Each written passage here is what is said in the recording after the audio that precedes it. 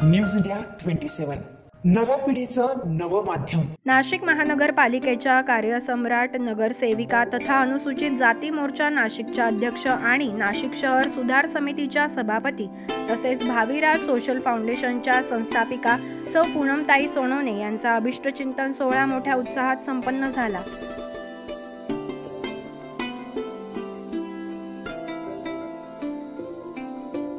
Rukmini lawns येथे नगरसेविका पूनमताई सोनवणे यांच्या अभिष्टचिंतन सोहळा आणि कार्यसम्राट आमदार राहुल भाऊ डिकले यांचा नागरिक सत्कार सोहळ्याचे आयोजन करण्यात आले होते। यावेळी खेळ पैठणीचा या कार्यक्रमाने अभिष्टचिंतन सोहळ्यात वेगळाच मजा आणली।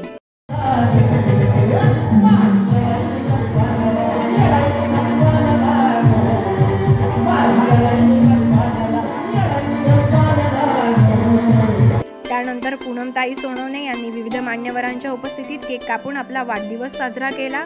पूनमताई सोनवणे यांनी आपल्या नगरसेविकेच्या कार्यकाळात आपल्या प्रभागात मोठा विकास केला आहे। प्रत्येक स्तरातील नागरिकांच्या समस्या जाणून घेत त्यांच्या समस्या सोडवल्या।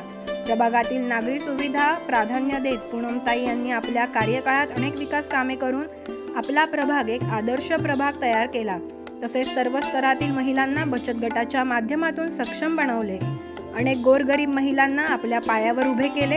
त्यावेळेस पूनमताई यांच्या अभिष्टचिंतन सोहळ्यात राजकीय, शैक्षणिक, धार्मिक, व्यावसायिक, कला, क्रीडा विभागातील मान्यवरांसह प्रभागातील नागरिक त्यातही महिला भगिनींनी मोठी उपस्थिती लावत पूनमताई सोनवणे यांना शुभेच्छा दिल्या।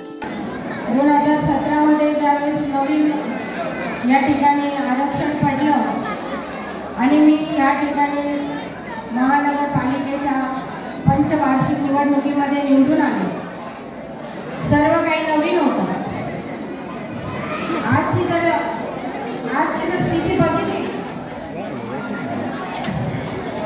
तर माझ्या डोळ्यात पाणी येते की माझ्यासाठी खरोखर प्रेम करणारे महिला वर्ग, बंधू आणि भगिनी या ठिकाणी उपस्थित राहिला। एक छोट्याशा विनंतीला मात देऊन तुम्ही सर्व या ठिकाणी आला। 5 वर्षाच्या कारकिर्दीमध्ये लोकांना वाटतं नगरसेवक होतात, आमदार होतात, खासदार होतात, पैसे कमवतात, मोठे मोठे बंगले घेतात, गाड्या घेतात। नाही होत असं आम्ही काही केलं नाही।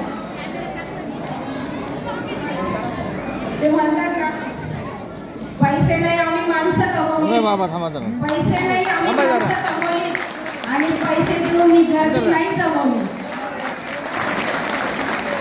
सगळ्यात महत्त्वाची गोष्ट, 1 वर्षाचा विचार करतो तो पीक लावतो, 1 वर्षाचा विचार करतो तो पीक लावतो, 10 ते 15 वर्षाचा विचार करतो तो झाडे लावतो, 10-15 वर्षाचा विचार करतो तो झाडे लावतो आणि आयुष्यभराचा विचार करतो तो माणसं कमवतो। ते मी कमवले। खरोखरच मला हे सरप्राईज गिफ्ट होतं। तुम्हाला सर्वांना सांगू इच्छिते की मलाही माहिती नव्हतं की माझा वाढदिवसाचा प्रोग्राम इतका चांगला होईल। ते म्हणतात, ताईंनी सांगितलं की एका यशस्वी पुरुषाच्या मागे एक महिलेचा हात असतो, त्यावेळेस तो पुरुष यशस्वी होतो। परंतु मी छाती ठोकून आणि अभिमानाने सांगेल की माझ्या मागे माझ्या पतिदेवांचा हात आहे आणि खरोखरच त्यांच्यामुळे मी आज खूप मोठ्या उंच शिखरावर जाऊन पोहोचली। त्यांनी माझ्या वाढदिवसाचं इतकं चांगलं गिफ्ट दिलं। माझी मैत्री, माझ्या जिव्हाळीचं नातं आणि माझ्या मनामध्ये कोरलेल्या माझ्या सगळ्या या भगिनी मैत्रिणी यांना माझ्या समोर आज या ठिकाणी उपस्थित केलं आणि त्यांच्या मनाला शांत वाटेल असा गेम या ठिकाणी त्यांनी प्रस्थापित केला। त्यामध्ये मी देखील खूप मजा घेतली आणि त्यांनी देखील घेतली। ऑक्टोबर महिन्यामध्ये दांडिया संपला, त्यानंतर खरोखरच आमचा थोडासा दुरावा झाला होता आणि त्यामध्ये माझंही मन कुठेतरी नाराज होतं। ते डॉक्टर साहेबांनी ओळखलं की 2 महिने झाले मैत्रिणी भेटल्या नाही, हिला सरप्राईज द्यायचं तर कसं द्यायचं।